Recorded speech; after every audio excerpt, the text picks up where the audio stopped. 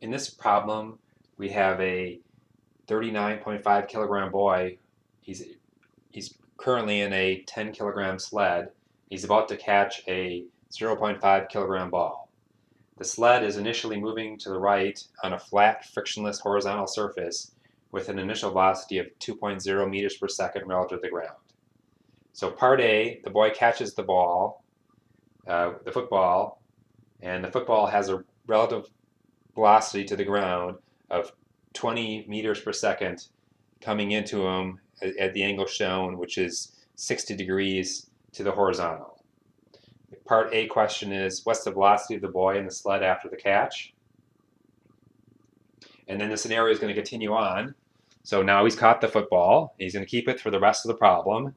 The boy's friend then pushes the sled and the boy and the football for 5 seconds in the direction shown. So he's going to push it downward with 60 degree angle, 60 degree, so it's 60 degree relative horizontal with a force of 20 newtons, and he's pushing that for 5 seconds.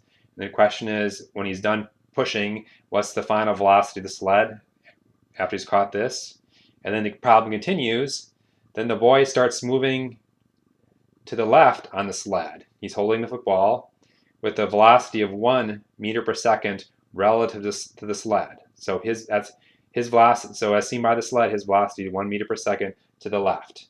The question, what's the velocity of the sled while he's moving? So he's moving that way.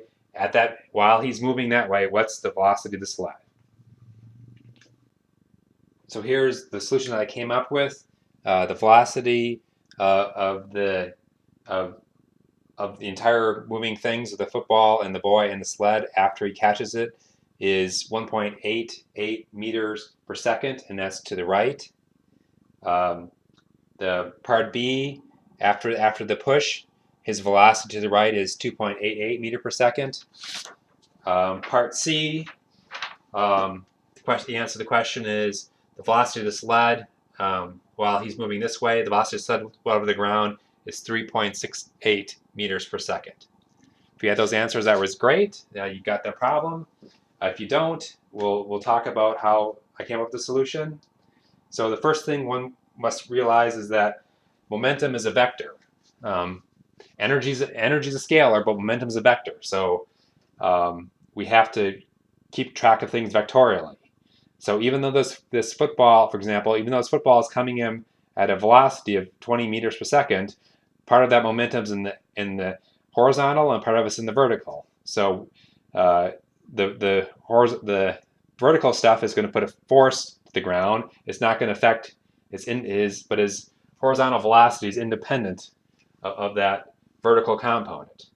So we just need to take the horizontal. I'll define the coordinate system, and all the problems we'll call this x. Call that a positive x direction. So the velocity of the football in the x direction, so we're going to take the vectorial component of that. So it's 60 degrees relative to the horizontal. So it's coming into the negative x direction. So the x component is minus 20 cosine of 60 degrees, which is minus 10 meters per second. So now the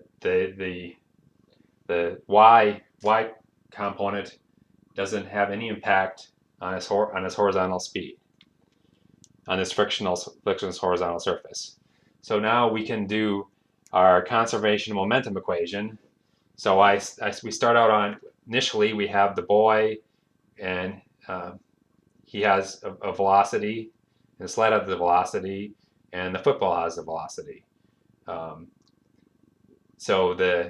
then when it's all said and done, the boy and the sled and the football are all they're all moving at the same velocity. So we can just lump they're all moving the exact same velocity, so we can lump their masses in their final velocity in the next direction.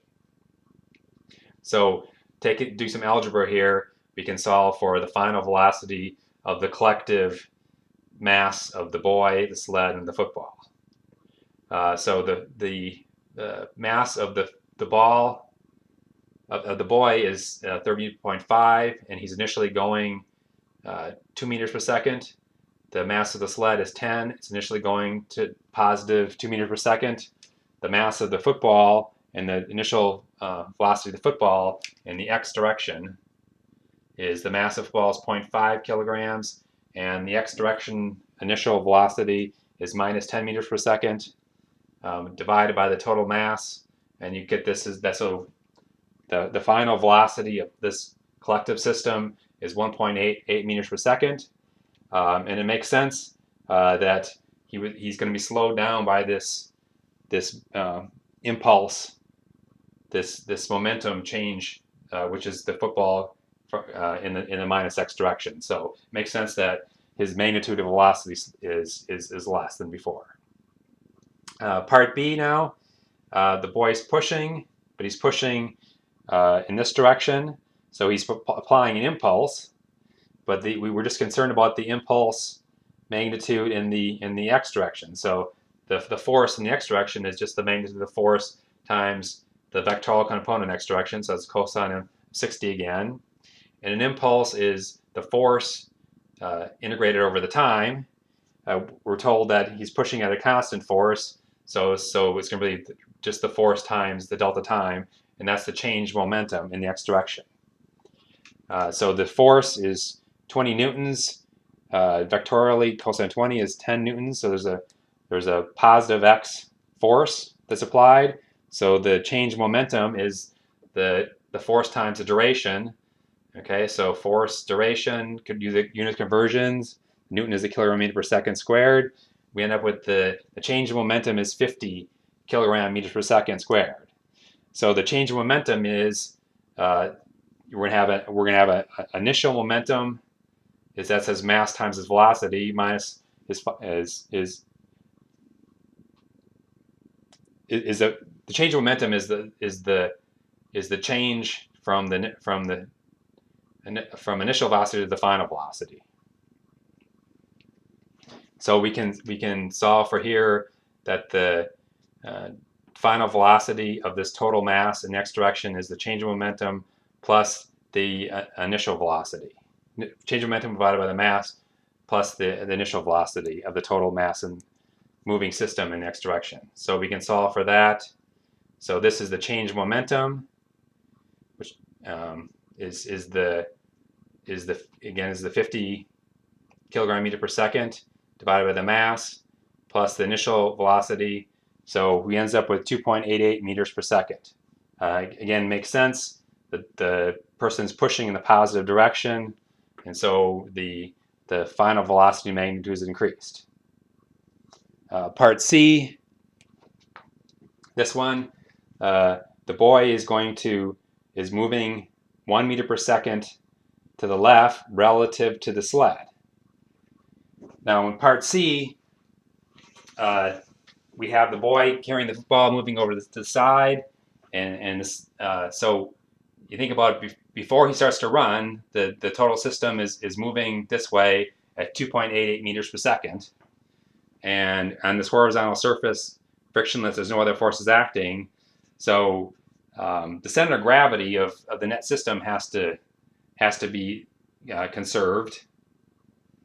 So he's going this way. So everything's going initially this way. He's going to start moving this way relative to the sled. So the sled's going to have to probably speed up rather than the x direction. But our frame of reference is the ground. So because this initially all the stuff is moving at 2.88 meters per second to the right relative to the ground. So we were told velocity of him with respect to the sled, but we really want to understand what's his velocity relative to the ground. So we need to use relative velocity equation. So when he's in the process of running, when he's running after he's we need to find his velocity relative to the ground. So the boy's velocity relative to the ground, we can use the relative velocity equation.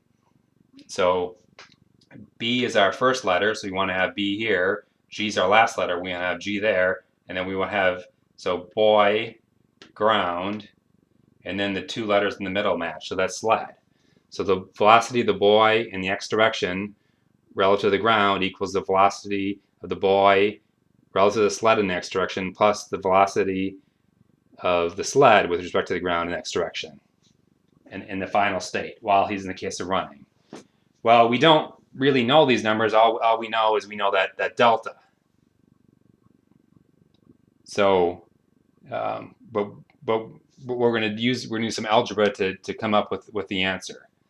So what we know is from our momentum equation, we know that the total mass of everything at the beginning of time, we're going the 2.88 meter, everything, the boy, the football, and the sled are going 2.88 meters per second this way.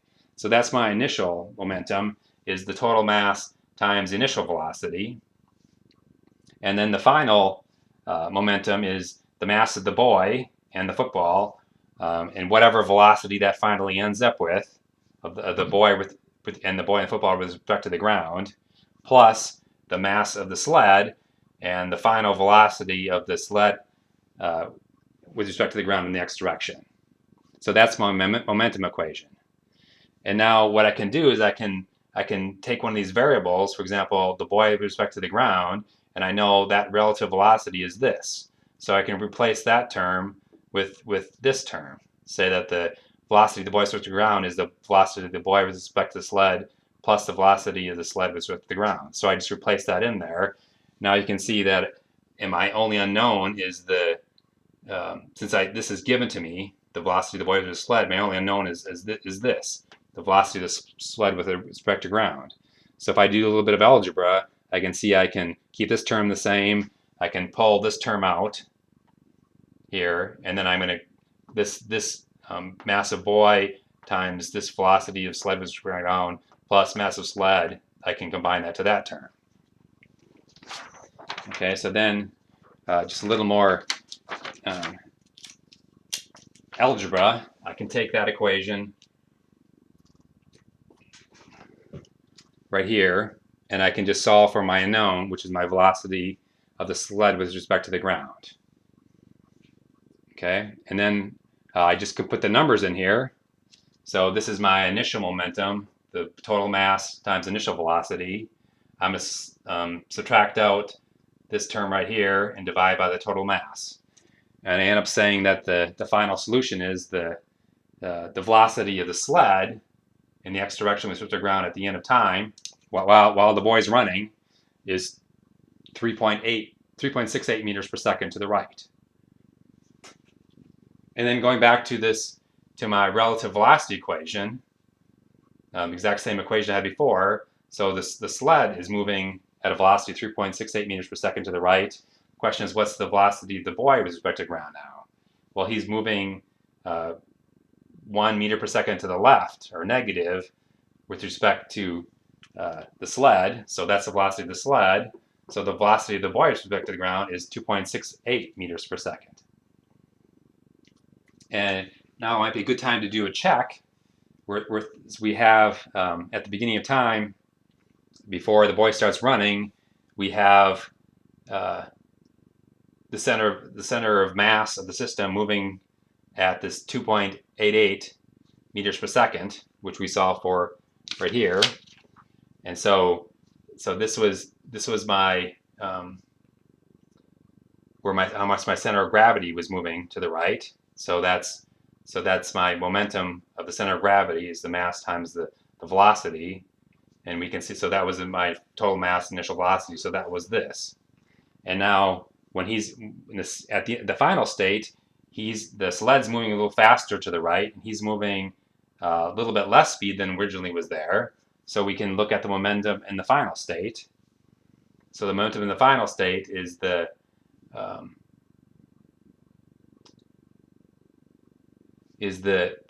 mass of the boy and his final velocity with respect to ground, which we found was the 2.68, plus the mass of the sled times its velocity with respect to ground, which is going faster to the right. So if I sum those numbers up, I get the same number as we started before. So that's my check that momentum is conserved. And so the center of gravity is still, while the center of gravity of the collective boy, football, sled is still going to the right at 2.88 meters per second. So everything works out.